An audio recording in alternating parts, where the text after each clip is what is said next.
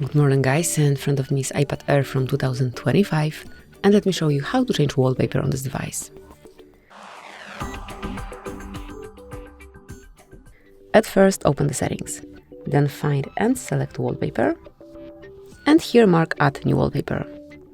Here we've got several options, so you can either add your own photo as a wallpaper, you can create photo shuffle, you can choose live photo, emoji wallpaper, color wallpaper, astronomy wallpaper or weather wallpaper. So let me choose, for example, bright wallpaper here, choose between styles and then mark add. Click to set as wallpaper pair if you want to have the same picture on both, but you can also customize your home screen separately if you wish, but I'll set it as a wallpaper pair. And that's it, that will be all.